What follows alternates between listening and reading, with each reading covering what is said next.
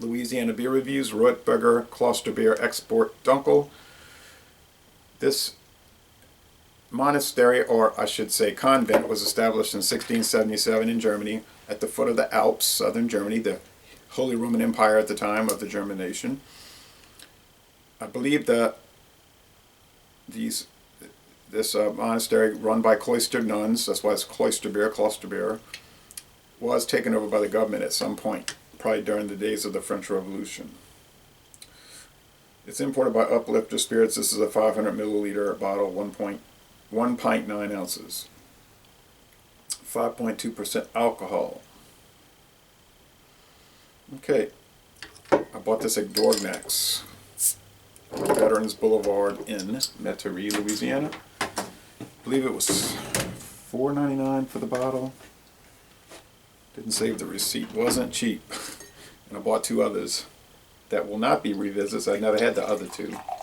I actually couldn't remember which I had, so I said, heck, I'll just buy all 3. I knew it was a good beer. Okay. Dunkel. That's a darker beer. Dunkel Lager. Thickest cream-colored head and a clear, I guess, caramel brown appearance. I see some bubble streams.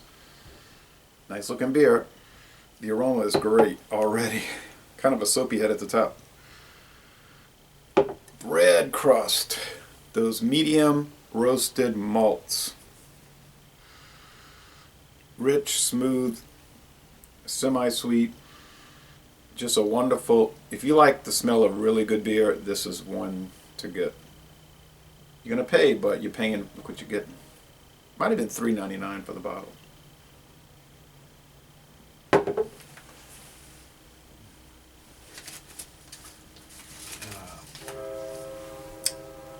Should have kept the receipts. I know I paid a lot of money over there because I kept buying one thing after the other.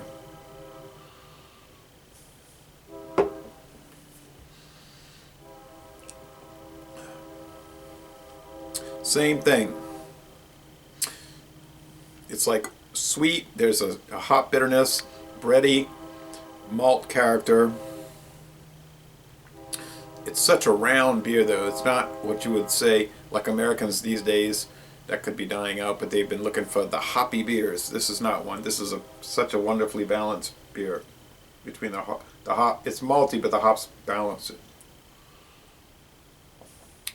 The mouthfeel is pretty light. It's on the light side, light to medium, but maybe down toward light. And the finish is refreshing, crisp. The drinkability is incredible. Incredible. 5.2%.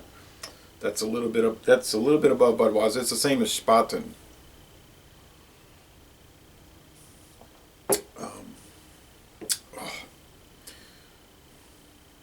I can see why it gets a 97 out of 100 for the style on Beer Advocate. Kloster Beer. It does say beer, and it doesn't say malt liquor. Sometimes you'll notice that they'll kind of get through under the radar, so to speak. Because from what I can understand, if it's above 5.0, it has to be called malt liquor or lager or something else. But Kloster Beer, I mean, I don't know how strict, I don't know if there's some government guy sitting there looking at each brand that comes in and says, hey, but Spaten, which is now owned by InBev, Anheuser-Busch InBev, it will say malt liquor on there. That's a big company. They're not looking for trouble, so they're going to put that, And it might say ale in Texas, a lot of these major beer brands. This is a small outfit here, so. So creamy. This beats about any dark lager that you could buy in America that I could think of.